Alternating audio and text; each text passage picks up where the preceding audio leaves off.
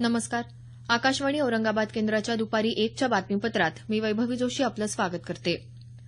शिक्षण संस्थांनी मुलांचं करिअर घडवण्याइतकंच व्यक्तिमत्व घडवण्यालाही महत्त्व द्यावं, असं आवाहन लोकसभा अध्यक्षा सुमित्रा महाजन यांनी केलं आहे.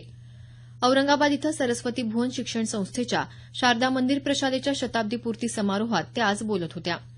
यावेळी शाळेच्या निवृत्त शिक्षिका रत्नप्रभा गोगटे, ज्येष्ठ विद्यार्थिनी स्वातंत्र्यसेनानी ताराबाई लड्डा, क्रीडापटू राशी जाखेटे यांचा महाजन यांच्या हस्ते सत्कार करण्यात आला. शाळेच्या विद्यार्थिनींशीही त्यांनी यावेळी थेट संवाद साधत प्रश्नांना समर्पक उत्तरं दिली.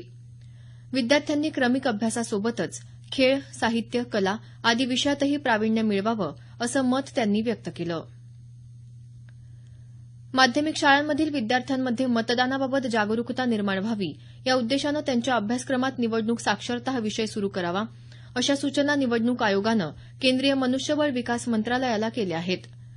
15 ते 17 वयोगटातली ही मुलं मुली भावी मतदार असणार आहेत, त्यामुळे त्यांना या वयातच मतदानाबाबत शिक्षण देणं आवश्यक असल्याचं आयोगानं म्हटलं आहे.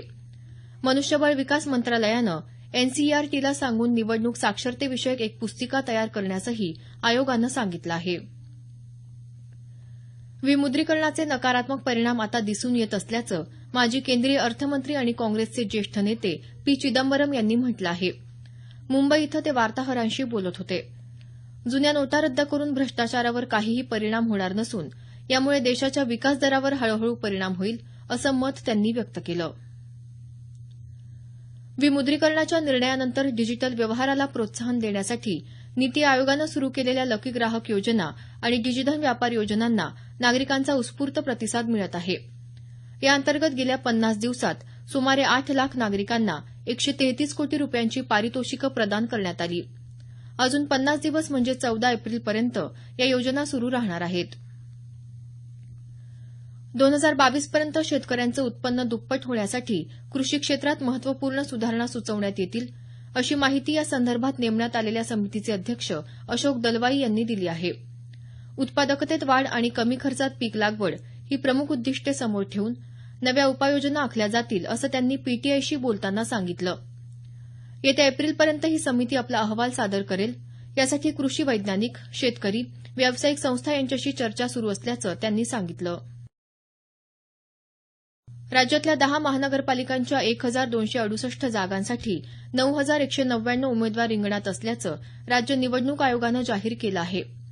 पहिल्या टप्प्यात जिथे मतदान होणार आहे अशा 15 जिल्हा परिषदांच्या 855 जागांसाठी 4278, तसंच त्याअंतर्गत येणाऱ्या 165 पंचायत समित्यांच्या 1712 जागांसाठी 7693 उमेदवार रिंगणात आहेत. पहिल्या टप्प्यातल्या जिल्हा परिषद आणि पंचायत समित्यांसाठी 16 फेब्रुवारीला तर महानगरपालिकांसाठी 21 फेब्रुवारीला मतदान होणार आहे. शेतकऱ्यांनी कमी खर्चात तुरीचं उत्पादन घेण्यासाठी अत्याधुनिक तसंच पारंपरिक पद्धतींची योग्य सांगड घालावी, असं आवाहन राज्याचे कृषी विस्तार संचालक डॉ. हरिहर कोसडीकर यांनी केलं आहे. पुणे इथं भारतीय किसान संघ आणि भारतीय कृषी आर्थिक संशोधन केंद्र यांच्या वतीनं आयोजित करण्यात आलेल्या राज्यस्तरीय तूर परिसंवादात ते बोलत होते. या परिसंवादाला राज्यातले 100हून अधिक शेतकरी उपस्थित होते. भारत आणि बांगलादेश दरम्यान हैदराबाद इथं सुरू असलेल्या एकमेव कसोटी सामन्याचा शेवटच्या दिवसाचा खेळ सुरू असून शेवटचं वृत्त हाती आलं तेव्हा बांगलादेशच्या दुसऱ्या डावात 7 बाद 225 धावा झाल्या होत्या. भारतानं आपला दुसरा डाव 159 धावांवर घोषित केला. बांगलादेशला सामना जिंकण्यासाठी 234 धावांची तर भारताला सामना जिंकण्यासाठी 3 बळी घेण्याची आवश्यकता आहे. याबरोबरच हे बातमीपत्र संपलं. आमचं यानंतरचं बातमीपत्र सायंकाळी 5 वाजून 25 मिनिटांनी.